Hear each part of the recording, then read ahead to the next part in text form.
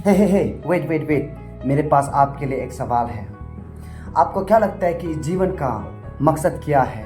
What life is all about? और यही सवाल मुझे एक दिन मेरे दोस्त ने मुझसे पूछा था और मैंने उससे कहा कि life is all about to know Jesus Christ, to know God. जीवन का पूरा मकसद है परमेश्वर को जानना। तो वो मुझसे कहने लगे, क्या बात कर रहे हो यार, हमारे कुछ ड्रीम्स है यार, हमारे कुछ ड्रीम्स है जिसे हम अचीव करना चाहते हैं, कुछ गोल्स है जिस पर हम वक्त अपना जाया करना चाहते हैं। और आप कह रहे हैं कि life is all about to know God, तो क्या हम अपने सपनों को पीछे छोड़ दें, कुछ ना हासिल करें जो हम चाहते हैं? मैंने कहा नहीं, सही है यार, आप सही हो। हर किसी के पास गोल्स होते हैं, ड्रीम्स होते हैं, और उस ड्रीम्स को पूरा करना, उस गोल्स को अचीव करना, वो आपका खुद का रिस्पॉन्सिबिलिटीज है। और खुदा को आपके गोल्स से, आपके अचीवमेंट्स, आपके ड्रीम्स से उससे कोई परेशानी नहीं है, और खुदा ना ही आपके उस ड्रीम्स पे वो इंटरफेयर करता है। पर परमेश्वर बस एक ही चीज चाहता है कि इस ड्रीम्स, इस गोल्स, इस अचीवमेंट के अलावा भी, उसके बावजूद भी अपने परमेश्वर को जो आपको बनाया है उसे आप ना भूलिए। और जो ड्रीम्स, जो अचीवमेंट आपको परमेश्वर को एक्नॉलेज करने नहीं देता है, याद करने नहीं देता है, जो आपको परमेश्वर से दूर ले जाता है, क्या फायदा उस अचीवमेंट के आगे भागना।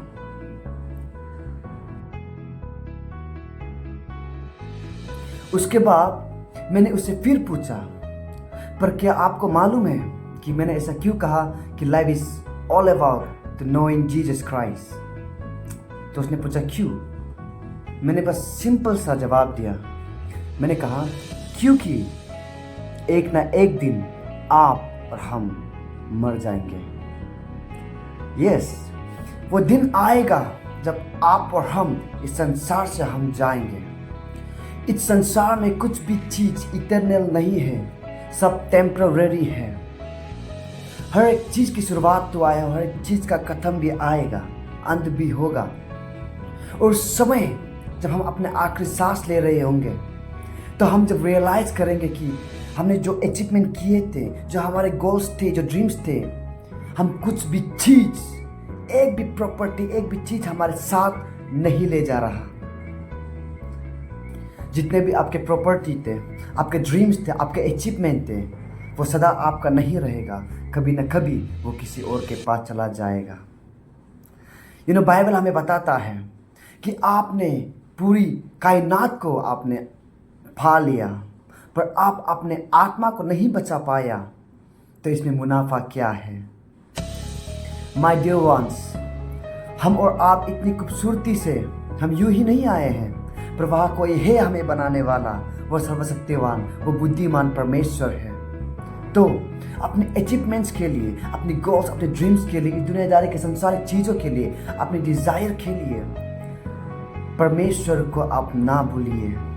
सदा परमेश्वर को याद कीजिए जो हमें बनाया है।